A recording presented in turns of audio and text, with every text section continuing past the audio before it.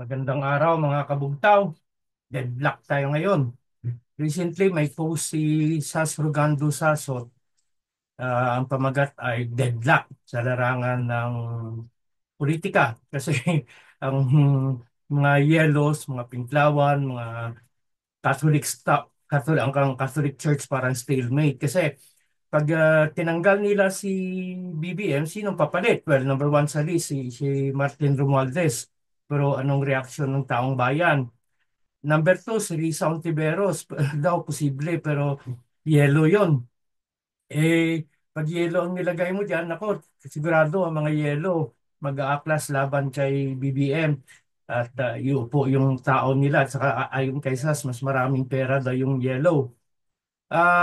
Pangatlo, posible si Cheese Escudero. Pero kung si Cheese naman, yellow din daw yon. At may posibilidad din mag-aklas sa mga dilawan. Oh. Ah, Kasi ayaw nga nila kay Marcos ngayon, medyo in bed sila eh. Kasi yun nga ang politika, there's no permanent interest or enemies. There's no permanent friend or enemies, only permanent interest. Ang Catholic Church naman, nagpalabas ng statement si Advincula, pero masyadong malabnaw. Oh, kalma daw. How can you become if plunder is draining the coffers of the country? How can you become if the people are suffering already from poverty? How can you become, no? Kung talagang nobody is governing, wala nang ang project ayon kay President Duterte. At ang higit sa lahat, bakit deadlock? Kasi kung gustong palitan si BBM, kailangan mo talaga ang military component. But the bad news is the military will not come out. Marami akong nakausap, retired and active yun ang assessment nila.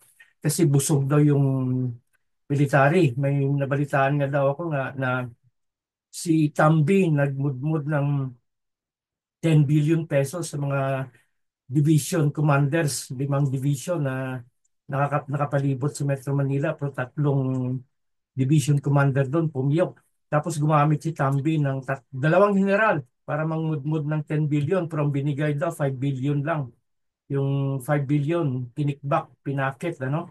Yun ang nangyari. At higit sa lahat, ang military natin kontrolado ng Kano. No, ayaw ng Kano kay Sara kasi anti-China, anti-US, pro-China. Mas gusto nila si BBM. Kailangan Kano may masamang ugalian eh. Pag wala ng popular support yung tuta nila, binibitawan din. No? So, military, I don't think na lalabas. Although may nakausap ako, mga senior colonel sa field rank and below. Field rank is major, lieutenant colonel, and colonel, full colonel.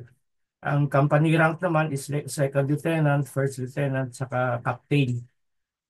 Na iba daw sentimento sa baba, no? Yung ayaw paglabas, mga general lang yan. Sa taas lang yan kasi busog sila. Pero wala namang masyado magawa ng mga kernel, no?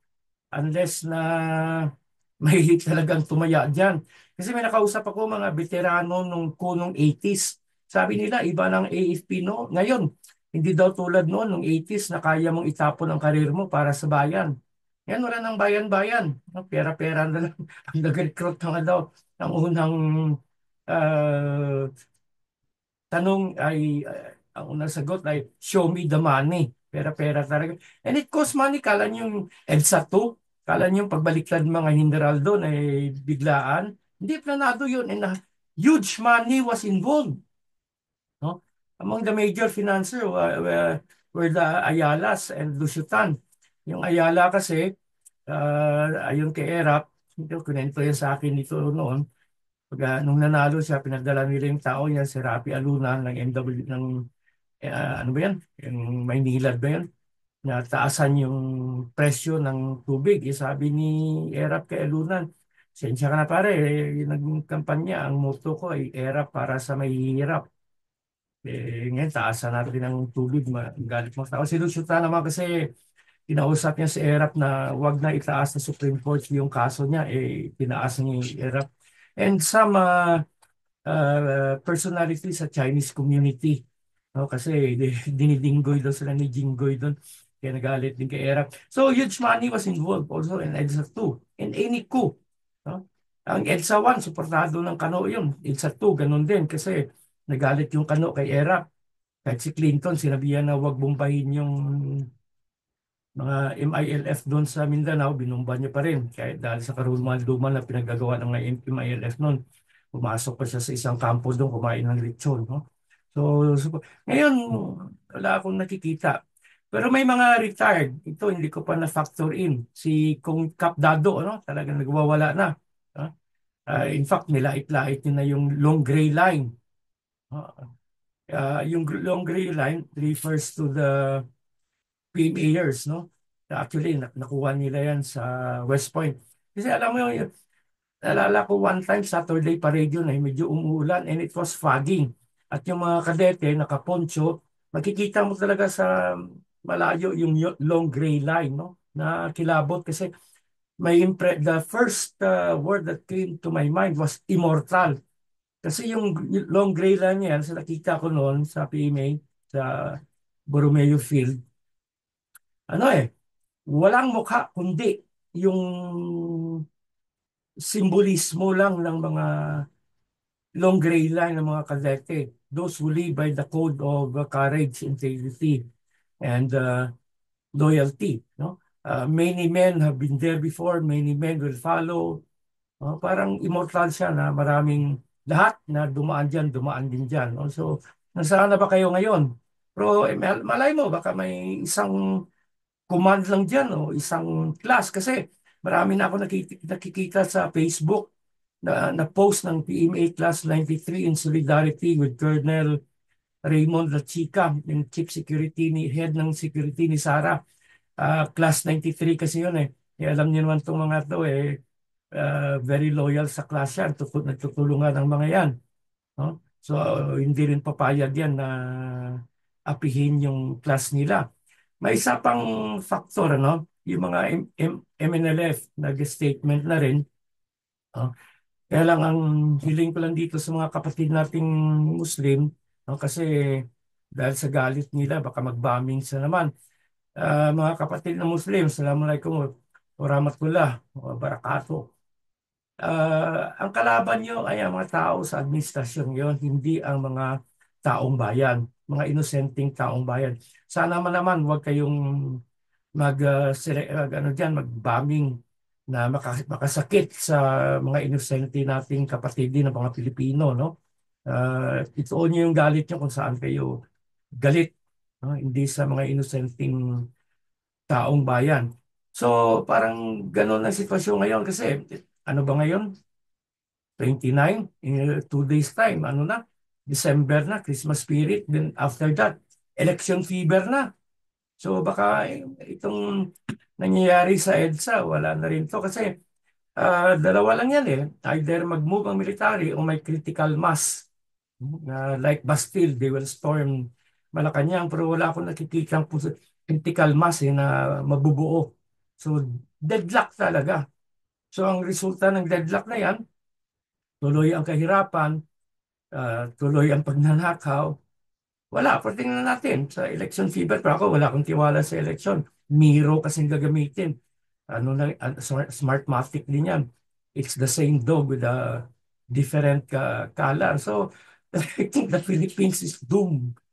Pero, personally, ako, may mas pinangangabahan ako, may mas greater concern ako kaysa sa itong internal strife right now na nangyayari sa bayan. Ito yung impending global conflict. No, araw-araw, pinafollow ko si Colonel Douglas MacGregor sa YouTube. West Point graduate, dating advisor ng Secretary of National Defense during Trump's time. At galing mag-isip sila ni Scott Ritter. And he said, we're very, very close to the uh, Third World War. Nung binira ng Ukraine ng Russia ng US-made missile, that was already an act of war by the US kasi pinayagan ni Biden. Tapos those missiles, ano ba yan? ATAC something, attack CM, no? Uh, cannot be launched without the US personnel operating them. No? So klaro, involved ang US. Gumanti din si Putin ng Orisnik missile. Ayon nga, buti na lang yung warhead, hindi nuclear. Kasi ayon kay Colonel McGregor, itong Orisnik missile, hypersonic missile to.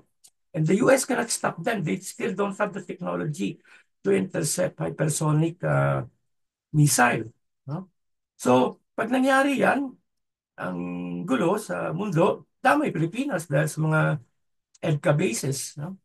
So, dapat kung concern ng gobyerno, they should create an agency or office that would prepare the people for the impending global conflict. Eh wala eh, nobody's governing nga. So sariling kayod tayo mga kabugtaw. No? Kung sabi ko nga, kung magka-nuclear war, mas mabuti pang you die in the first blast. That's not even painful kasi tunaw ko dyan, biglaan, split second. Ang mahirap yung radioactive fallout, magka-cancer ka at you will suffer for several months before you die. So it's better to die on the first blast. So doom ang Pilipinas, doom ang mundo. Eh, si Trump naman, maraming umaasa kasi he wants to stop the Ukraine war. He wants to be friend with Russia. Pero aawayin niya pa rin ang China kasi uh, he needs China to be blamed for for America's economic woes. No? Ang kahirapan nila gustong ibentang sa China. So gusto yung kaibiganin ng Russia para rin awayin ng Russia ang China. Ano ka kuya na nanaginip? That will never happen. No? So I'm not giving up hope. No? Sa theology nga, the greatest evil that can happen to a person or to a people is despair. Hindi yung mamatayan ka, masunugan ka, o maghirap ka, kundi mawalan ka ng pag-asa. No? Uh, let's say we will keep on lighting candles amidst the darkness, as the ancient Chinese saying would go. It's better to light a candle than to course the darkness. So padayon lang tayo, patuloy lang tayo. Magbasa, mag-obserba, at mangilatis, at basahin natin sa stasyon kung saan tayo makakasilip at makakabutas ng pag-asa. No? Kasi I still do not give up on humanity.